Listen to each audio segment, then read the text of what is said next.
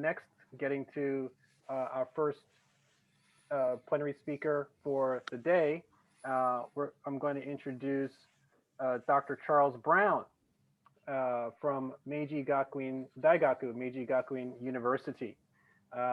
He's an expert in vocabulary and reading research in online learning. And Dr. Browne has over 30 years of experience in teacher training and as a consultant to the Japanese government and local governments. Today, he's going to be talking about vocabulary development in the age of ERT. ERT, I believe, is emergency remote teaching that's taken upon us this past year during the pandemic, and specifically introducing the NGSL project. So that's what he's going to be talking about, and I'll let him get into that. Take it away, Charles. Okay, well, thank you very much, Wayne, and thank you very much for the invitation to be here with you today. Can everybody hear me okay? Is the mic working? Good? Okay, thank you. Let me turn on my PowerPoint, and then I'll begin.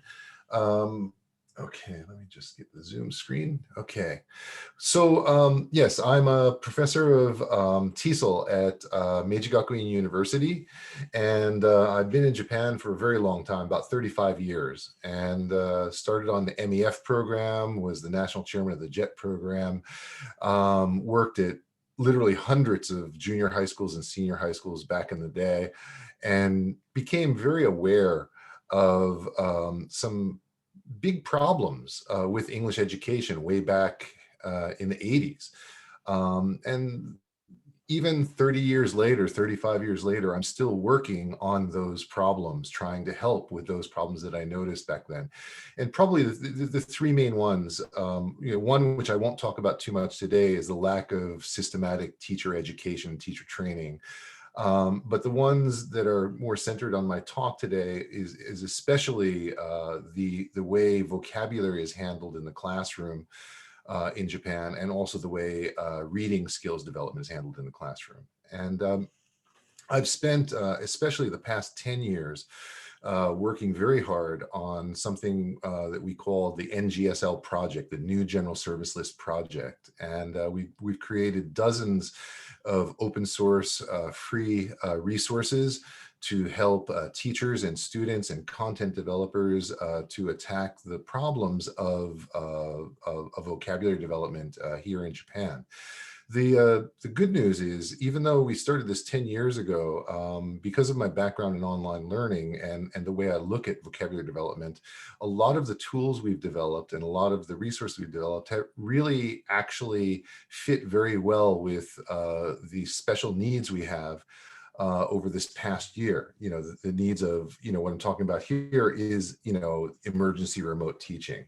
And, as of last year, because of COVID, literally 100% of all classes by all of us, junior high, senior high, university, and so on, had to be conducted online. And I think most teachers and most students were not ready for that. That's why we call it emergency remote teaching rather than just online learning. Online learning is when you have time to plan, when you know what you're doing, and you can do it systematically. I think what we've been fighting over the past year especially is making that quick transition to something that we're not used to and not comfortable with. And that's why it's called emergency remote teaching.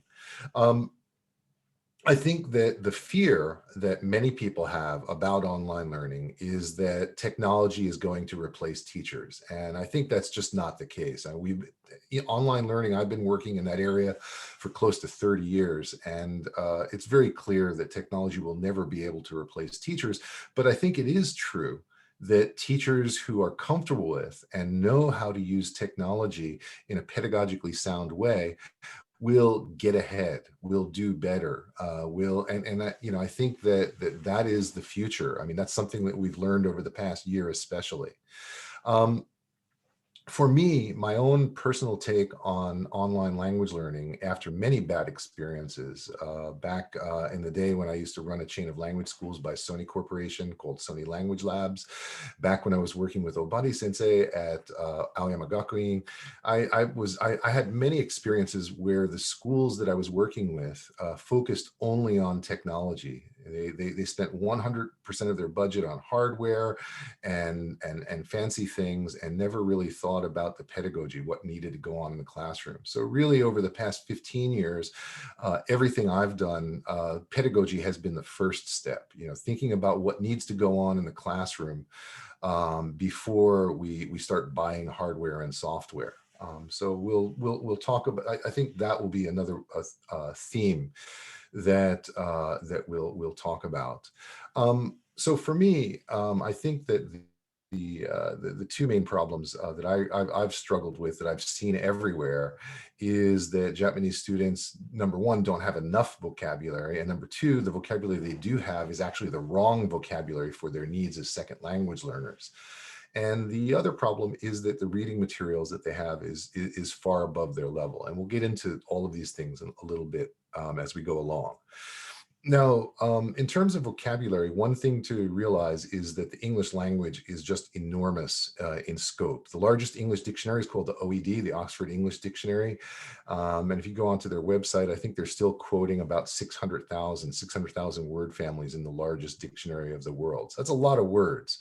But the good news is that native speakers, which is usually the target. Most Japanese say, oh, I want to speak English like a native speaker. Well, the good news is that native speakers don't know or don't use all of those 600,000 words. In fact, the average native speaker only knows somewhere between 25 and 30,000 of those 600,000 words. So only about 5% of the language. And this means that about 95% of English, you really don't need to study, because they're just low frequency words that never occur anywhere. So 30,000, only 5% of the English language, sounds like really good news. But the problem is that even that here in Japan, even where English is required in elementary school, junior high, senior high, and most colleges, even after 12 or 14 years of studying English, Japanese students don't have anywhere near the native speaker 30,000 words. So a couple of studies are showing somewhere between 2,000, 2,300. I've seen a few other studies more recently that are showing slightly higher numbers, but still very, very low, much less than 10% the size of a native speaker. So this is a big problem. But 2,000 still sounds like a lot of words. So maybe 2,000 is enough. Well, in fact, it isn't.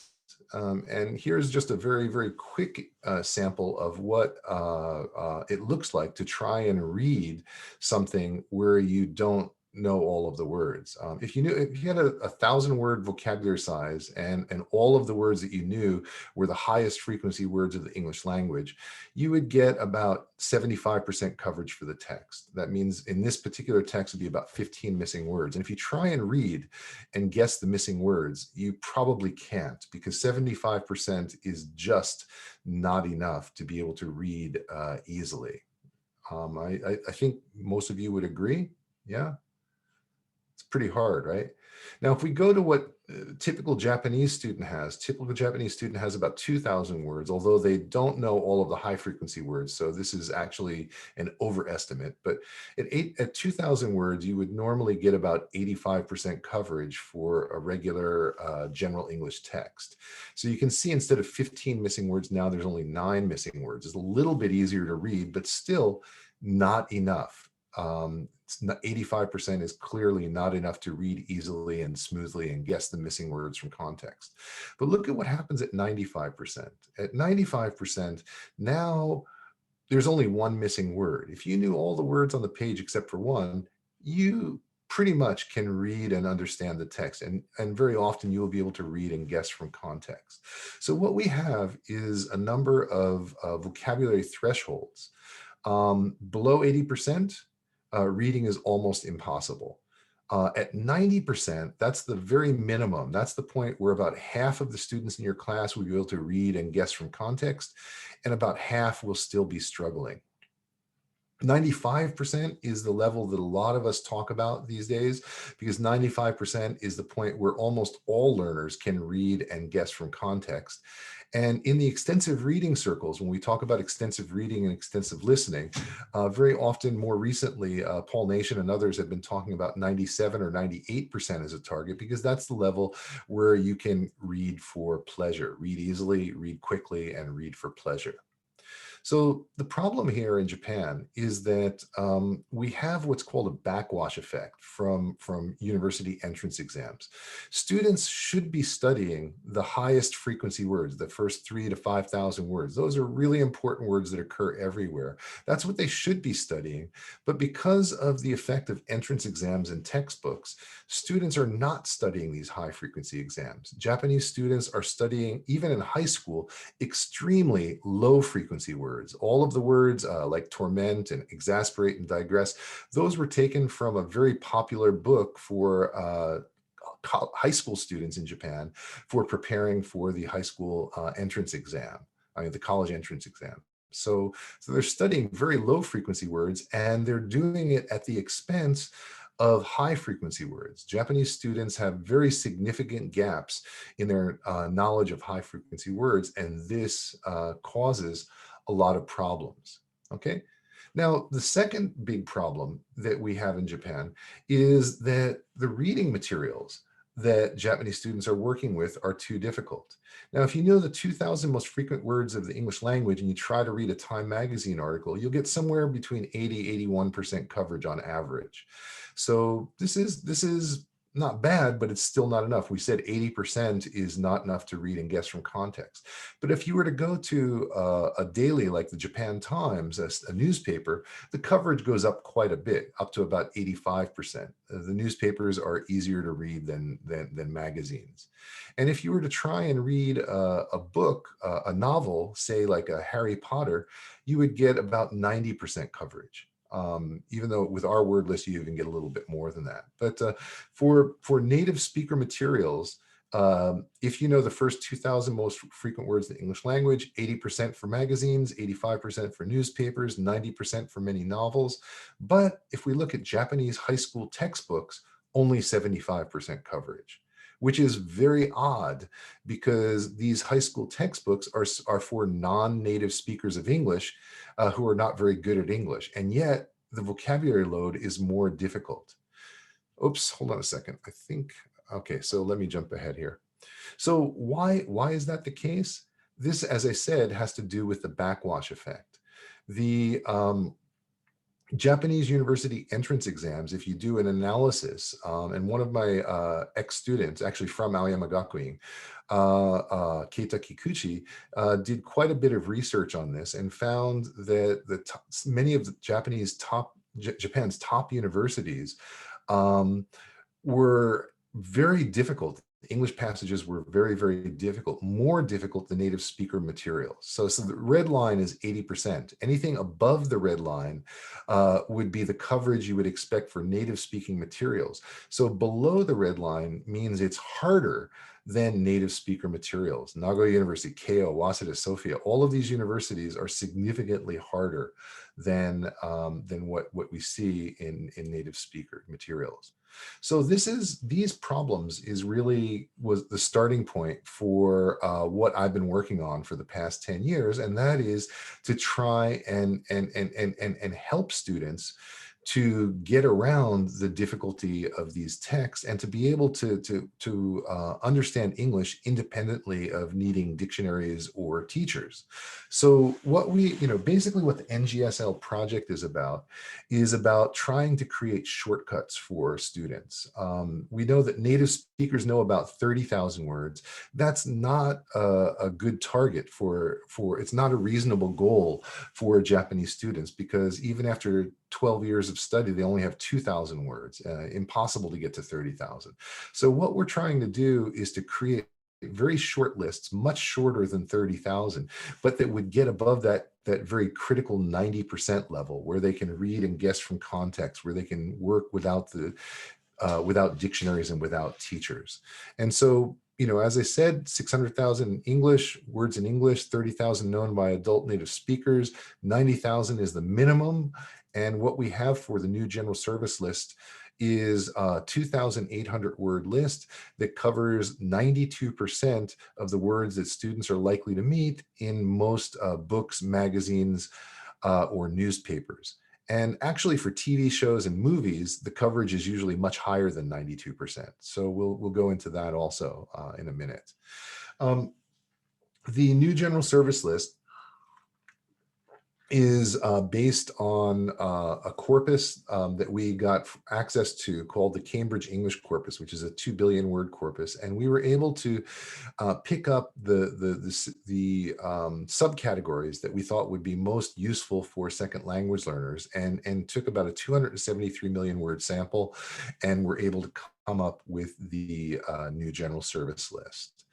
And the new general service list, I should say, although it is designed for the needs of second language learners, in other words, it's designed to teach them the words that are most likely to meet in their daily life. So if they go outside of the classroom and they read a newspaper or a magazine, or if they go outside of the classroom and they try to ride a bus, or if they go outside of the classroom, they try to watch TV or a movie, these words are the words they're most likely to meet in their daily life. So that's the precise purpose of the new general service list project. And as we can see, we're getting very high coverage in those kind of situations. But the good news is that in addition to being very useful for daily life, there's recent research that's being done on the new general service list that's showing that the list is also very useful for test English. And test English in Japan, as we know, is not actually very closely related to English proficiency. So, for example, the Japanese National Center exam, a research article that came out last year, showed that the new general service list covers more than 95% of all of the center exams published between 2015 and 2019. So with only 2,800 words, we're helping students with general English for their daily life, but it's also very, very good coverage for the national center exam. Another study that was published this year, 2020, just a few months ago, showed that in addition to showing very high coverage on the center exam, they got 95.26% coverage. They also looked at the Japanese senior high school entrance exams and found that the first 1,000 words of the new general service list got covered 98% of the high school entrance exam. So that's very good. That means it's showing very good usefulness for test English as well as real English. My own master's students, this is a few years ago, we had put on a conference at my university called Vocab at Tokyo, and two of my master's students were looking at the new general service list, and we were looking at coverage for listening materials. There was an article by Norbert Schmidt and Tom Cobb and Marlies Horst and Diane Schmidt that theorized that the threshold for listening is a bit lower than for speaking. And they theorized that we should be able to get to 95% coverage with less than 3,000 words for listening materials. So I asked my students, I said, okay, well, here's some online corpus tools. Let's take a look at the new general service list, and whatever your favorite movie or TV show is, let's find out what kind of coverage the new general service list is giving. Can we get, this article says we should get to 95% with less than 3,000 words. The NGSL is 2,800. So 2,800 plus 200 words of your choice. Can you get to 95%? And what we found, one of my students was very interested in Star Wars, and he made a corpus out of the first Star Wars movie. And he found that even though it was science fiction, a very specialized kind of English, the NGSL covered a very nice 91%. And then just with adding a few keywords, science fiction words, about 70 of them, he was able to bring the coverage up to 95%. And for another student really liked the TV show Friends and made a corpus out of the first season of Friends. And he found that the NGSL just by itself gives 95% coverage of Friends, which is not surprising because it's very general English, and the new general service list is supposed to be for general English. But just with a few more keywords, about 40 or 50 new keywords, he was able to get up to 98%. So in other words, my graduate students were able to find empirical support for this position that we can get to 95% with less than 3,000 words. So the NGSL is having real good coverage for real world materials as well. So what about after the NGSL? What do you do after the NGSL? Well, a lot of people argue, and this is including Paul Nation, that the next step after you learn the high frequency vocabulary, which is about the first 3,000 words of English, the next step should be focusing on mid-frequency vocabulary. And mid-frequency vocabulary occurs basically between the 3,000 and 9,000 word level.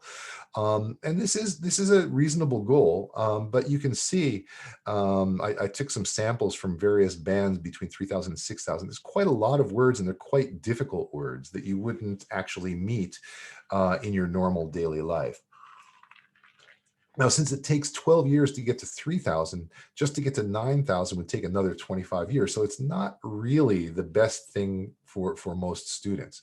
So what we have here is the idea of special purpose vocabulary. So instead of studying just general mid-frequency vocabulary, another 6,000 words, if the students have a specific purpose, if they have a real focused reason for studying English, often studying a special purpose vocabulary list can be very helpful. And this is really another focus of the new General Service List project. So what we've done is we've created 7 different lists. And I should mention, if I haven't already, all of these lists are open source. All of these lists are free. You can download the lists and the tools from my website, which I'll introduce to you in a few minutes. But we now have 7 different lists. The yellow one is the new General Service List. That's the daily core vocabulary. And I believe that for almost every second language learner, that has to be the first step, because these are the words that occur in daily life everywhere. But if you have a specific purpose, then often the second step should be learning the special purpose vocabulary. And we've created word lists for academic English, TOEIC English, business English, fitness English so far, and we'll be creating others as well. And I should also mention, we've recently released a young learners English list called the New Dolce list. That was just released a few weeks ago, and has very, very high coverage. And we've also released a nice list of 700 words of spoken English as well. I'm not going to introduce all of them today because that would take up all of our time, but I will introduce 1 or 2 of them just so you get an idea. So in the case of academic English, this is basically academic English is the English that occurs especially at universities. So if a Japanese students were, for example, to graduate from a Japanese university and then go to do graduate study in the United Kingdom or Australia or America, another English-speaking country, at university, there are certain words that are used much more often than in general English, and they're quite difficult words that only occur in academic settings. So our academic word list is designed to try to identify those words. And we published this as well in 2013, along with the NGSL. And what we have is a 283 million word academic corpus. And the NGSL actually gives not such good coverage. It drops from 92% down to about 86% because it's academic English, not general English. But the 960 academic words that we've come up with bring it right back up to 92% again. And the corpus, the academic corpus, just to give you an idea, is made up of 250 million words from the Cambridge academic subsections, but also we took 3 million words of oral English, oral academic English, because lectures are very hard for second language learners. Academic lectures are very hard for second language learners. So we took 1.5 million words from British academic lectures. That's the base corpus, and 1.5 million words of American academic spoken English from the My Case corpus. We also created another subcorpus of 100 top-selling academic textbooks. So that's the makeup of the academic word list. And what you can see is that the new academic word list and the new general service list actually provide a bit more coverage than the old general service list and the old academic word list. So the old general service list was Michael West, 1953. The old academic word list is 2000 by Avril Coxhead, and they're both tremendous lists. But we wanted to try and see if we get better coverage. And as you can see, the coverage figures are quite a bit higher for our two word lists. There was another study that was done about 3 years ago by Hendy and Sheepy, and they wanted to see if the academic word list would give good coverage for academic journal articles in ERA. And they created a 5 million word corpus of over 18,000 difficult abstracts from various fields, and found that the NGSL and NAWL got 90% coverage for all of those abstracts. That's pretty good. That's, sometimes we get a little bit higher, but 90% is still pretty good. So a very useful list. Another list that we published is the TOEIC word list, the TOEIC service list, the TSL. And TOEIC is a very high stakes exam in Japan. Many students must take it as part of their high school or university studies, and also for getting jobs.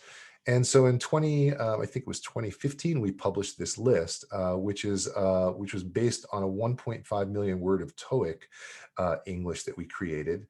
And we got an incredibly high 99% coverage for just 1,200 TOEIC words plus the NGSL. And if you notice, the NGSL jumps up from 92% to 94% for TOEIC English. So that means that the NGSL is a very good first step for anybody trying to get a good grade on the TOEIC. But if you just add our 1,200 TOEIC words, you're getting very, very high coverage.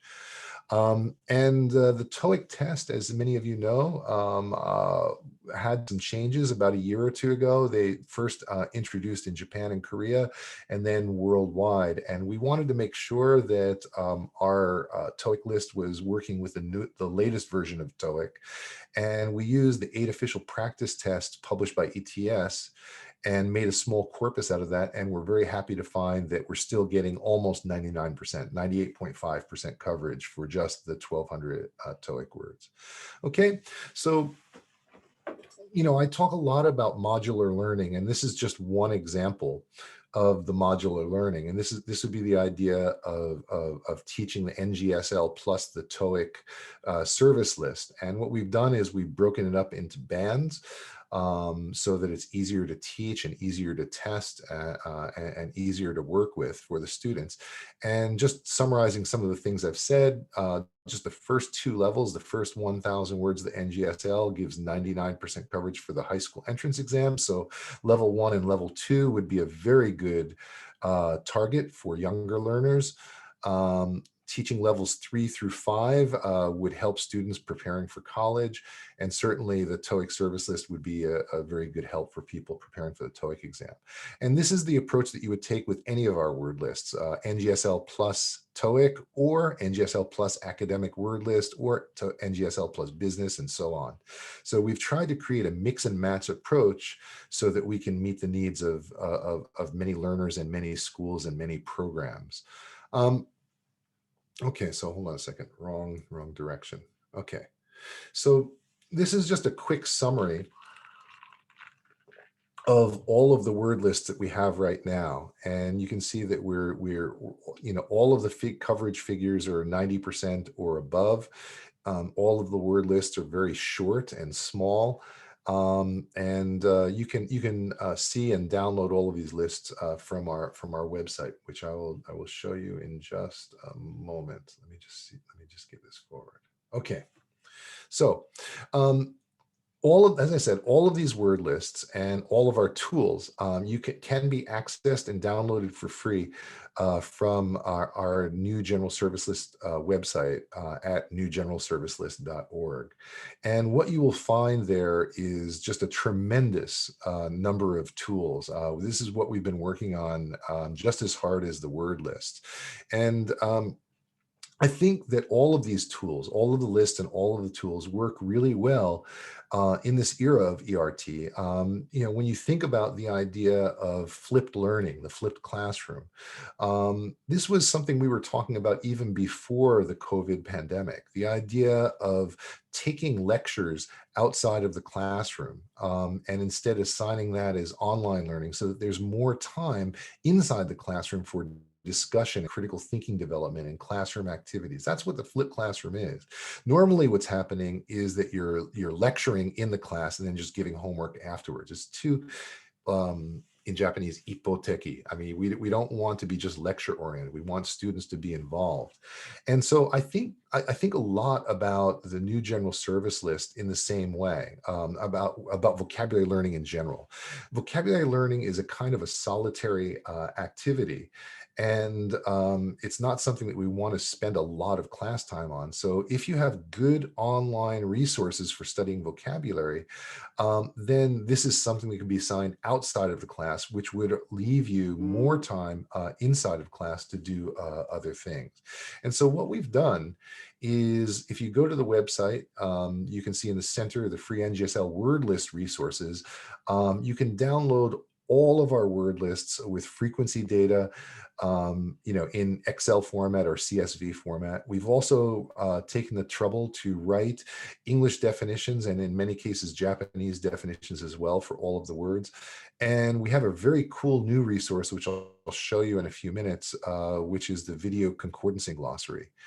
In addition, we have a number of free learning resources, including online flashcards. We utilize the Quizlet website and the Memrise website. We have our own free flashcard apps called NGSL Builder, NAWL Builder, also another one called Word Learner. And then we have free vocabulary tests for the NGSL and the NAWL. I'll talk about that in a moment. And in terms of research and content creation, we have some very nice corpus-based content tools like OGTE, Vocab Profile, and AntWord Profiler, which allow you to analyze texts and simplify texts to level. And there's also a research library where we try to keep track of all of the articles that have been published using the NGSL list.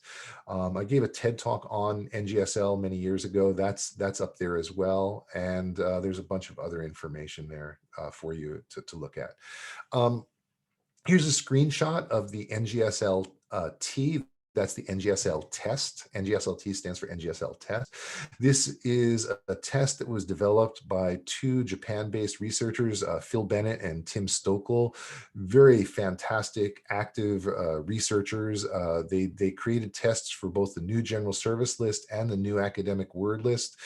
They've published many, many articles on these tests. They have some of the highest reliability and validity figures of any vocabulary test out there, and they're free and they're downloadable from my website, and they will help you to identify where your students' strengths and weaknesses are. So for example, on the right-hand side, you can see NGSL levels 1 through 5. That's by frequency band. And what you would normally expect to see is NGSL 1 be the highest and NGSL 5 be the lowest, because NGSL 5 is the lowest frequency. But in this case, the test results show that one of my students has very high knowledge of level 5 of NGSL, but low level of NGSL 4, which is about 1800 to 2300 frequency level. And so what we've done based on these test results is we've created flashcard stacks in Quizlet based on these bands. So based on test results, students can go immediately to Quizlet and begin to study the words that they don't know. So this test works very well as a diagnostic and a placement test if you want, if you're doing vocabulary for placement. So a very good test. Our Word Learner app also has placement and achievement information, testing materials in there. You can use that as well. I wanted to show you very quickly some screenshots. This is just to show you that the NGSL is up on Quizlet. It's also up on Memrise. Both are free flashcard websites. Quizlet has more than 7 different kinds of learning activities, including 2 games. So it's more than just flashcards. It's a very nice website. Memrise doesn't have the games, it's only flashcards. But one thing that Memrise has that Quizlet doesn't is that it gives you the option to personalize your flashcards, the learner to personalize their flashcards. So for example, at the 2200 word level, you can see the word trail, an NGSL word trail. And if the student clicks on that, they get a flashcard. And if they click on the box, they can customize their flashcard. It says add a mem, and you click on that. And what you're given is a chance to add textual information or picture information and to personalize your flashcards. In this case, I've chosen a picture in the forest. I've added it to my flashcard. I added some of my own words, a place to walk in the woods, and now I have a personalized flashcard. So Memrise and Quizlet are up there.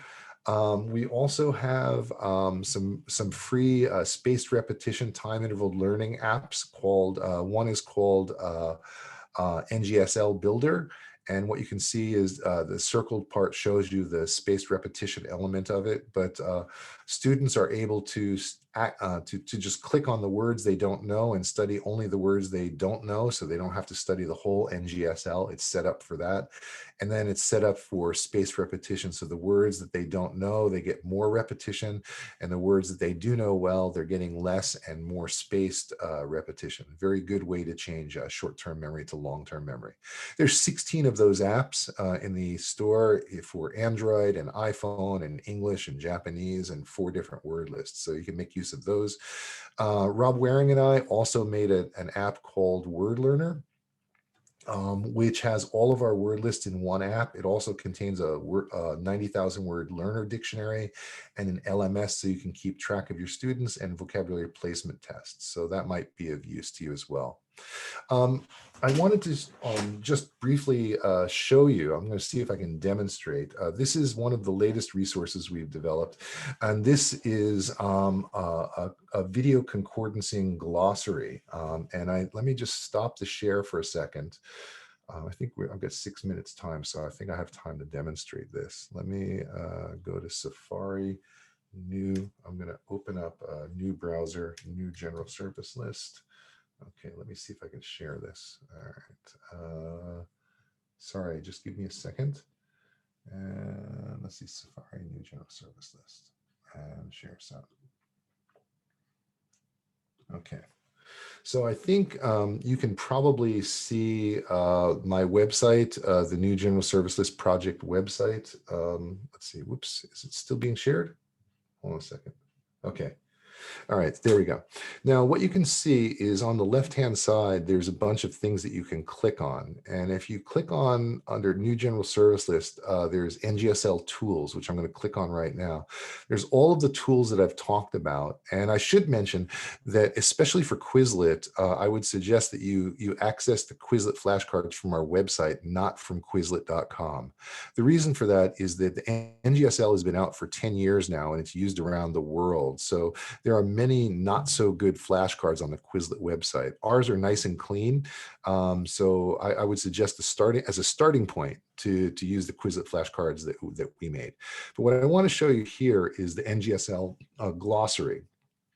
And what we've done, this is just a screenshot you're looking at right now, but you can see the word, part of speech, frequency per million, a pronunciation of the word, and then definitions. And I'm going to click on the live dictionary right now. And so this is NGSL in alphabetical order. And what I'm going to do is I'm just going to click on a word at random. Let's pick the word actually, for example. Whoops, no, let's see, that's some pronunciation information. Hold on a second. Let me go to the glossary. So here, now, this is a video glossary. And what we can see, it says how to pronounce actually in English, 1 out of 964,831 examples. Let me show you, I'm just going to click on a couple of examples to show you why this is so cool. It took me years to figure out what actually happened. That we can actually create a new generation of smart drugs and mind-altering chemicals. You have to harness them into a work that is actually useful. Is actually the complexity that science has given us. And New York mayors are considering that idea of how you can actually constitute a global parliament. Middle class, whose wealth has stagnated, if not actually decreased. Okay. All right. So what you can see, what you could see there, and let me go back to share screen to my PowerPoint. Let's see. Hold on a second. Desktop. Next PowerPoint. Okay. So I think hopefully what you could see there is that this video concordance tool allows you to give authentic examples, multiple authentic examples of the NGSL words in real context. It works very well for learning. It's very good for self-access for students. But there are many ways that you could probably use it, but we've just put it up there for you. Okay, so let me just very quickly, we have about 2 minutes left. I want to just briefly talk also about another resource. And the vocabulary tools that the vocabulary lists and vocabulary tools I've shown you, are about intentional learning. Let's see if I have intentional learning. I think I lost my slide on intentional learning, but that's intentional learning of vocabulary. But incidental learning of vocabulary in extensive reading is also a very good thing to do. In flashcard learning, it's very fast and very efficient, but it's not contextualized. With extensive reading, vocabulary learning is very contextualized and very authentic. So I think that extensive reading is a very good thing to do alongside of intensive learning of vocabulary. And so to that end, Rob Waring and I have also created a free extensive reading and extensive listening website called ercentral.com. And at that website, there's about 1,000 stories that are graded to multiple levels. We have a tool that allows students to self-select their own level, to self-assess and select their own level, and then stories are given to them at their level.